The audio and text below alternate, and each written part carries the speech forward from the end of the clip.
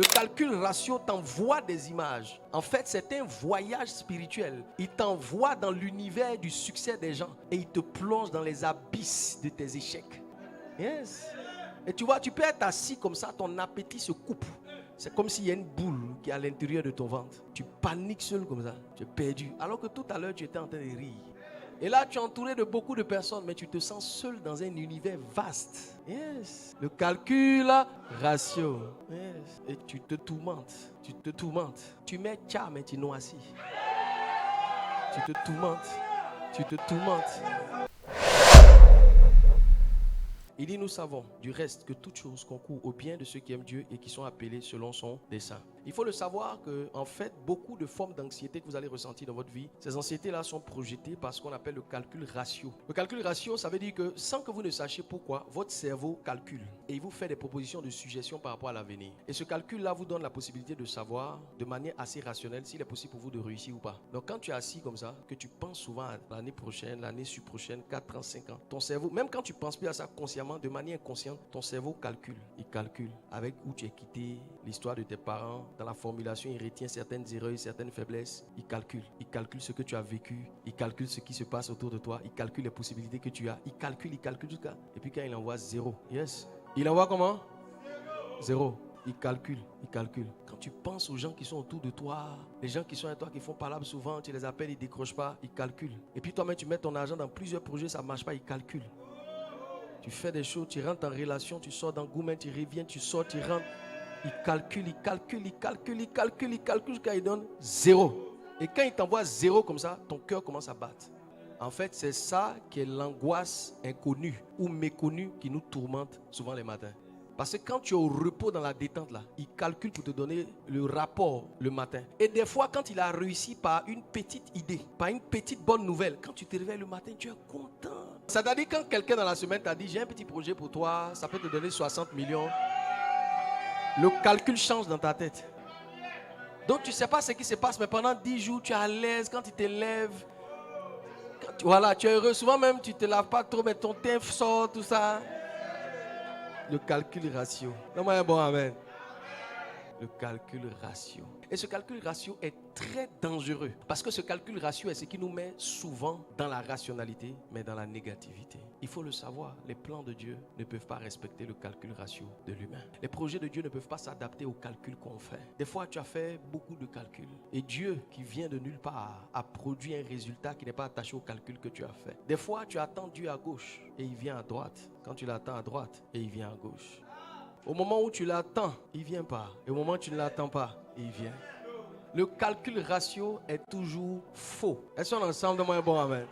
Yes. Le calcul ratio est toujours faux. Le fait que tu n'aies personne autour de toi pour t'aider, le fait que tu n'as pas réussi grand-chose, le fait que tu n'as pas d'argent et personne pour t'aider, ne veut rien dire par rapport à ce que tu dois accomplir. Vous pouvez être totalement isolé comme Joseph. Regardez son histoire. Il y avait qui dans le pays pour l'aider? Il n'avait pas l'identité qu'il fallait. Il était un simple esclave. Mais 12 ans après, sans respecter un protocole humain, Dieu l'a fait sauter des étapes. Il l'a fait transiter jusqu'au sommet de la nation. Le calcul ratio n'est pas juste. C'est pour cela que quand Pierre posait la question à Jésus, Jésus lui a dit, cela est impossible à l'homme, mais cela est possible à Dieu. Si la clé de ta destinée est déterminée par un calcul ratio humain, Dieu a échoué.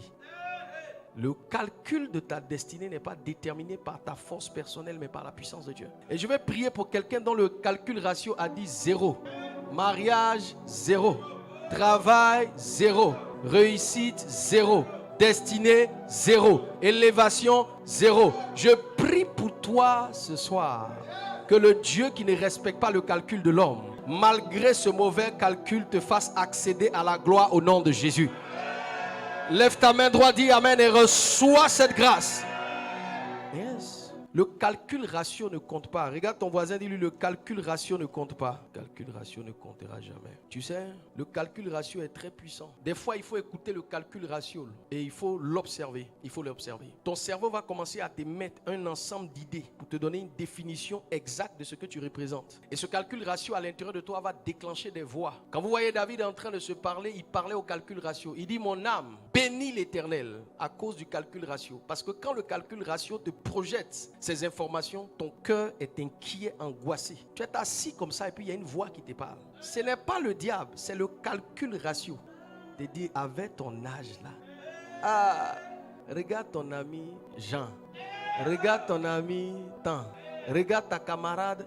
Le calcul ratio t'envoie des images. En fait, c'est un voyage spirituel. Il t'envoie dans l'univers du succès des gens et il te plonge dans les abysses de tes échecs. Yes. Et tu vois, tu peux être assis comme ça, ton appétit se coupe. C'est comme s'il y a une boule qui est à l'intérieur de ton ventre. Tu paniques seul comme ça, tu es perdu. Alors que tout à l'heure, tu étais en train de rire.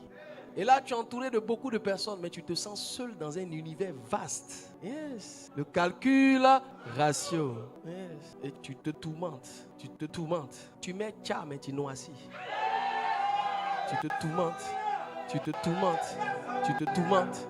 Tu te laves, mais tu mets beaucoup de parfum, ça ne prend pas. Tu te tourmentes. Tu te tourmentes. Tu te tourmentes. Tu es là seul comme ça, tu es angoissé, tu ne sais pas ce qui t'arrive. Tu stresses. Tu vois que quand tu manges, c'est bizarre. Ta bouche est amère. C'est comme s'il n'y a pas lu. Il n'y a pas palu. Toi seul, ton corps réagit. Yes, parce que tes idées et tes pensées produisent des hormones très acides. Et ça fait que tu manges, mais tu maigris. Tu manges, mais tu maigris. Tu es hostile, tu es bizarre. Tu as peur, tu n'arrives pas à dormir. Tu es sur ton téléphone jusqu'à 3 heures. Tu dis, moi, je ne dors pas beaucoup. Mais quand tu ouvres ta Bible, tu as sommeil. Et quand tu te mets à genoux pour prier, tu n'as rien à dire. Le calcul ratio est en train de te tourmenter. Yes.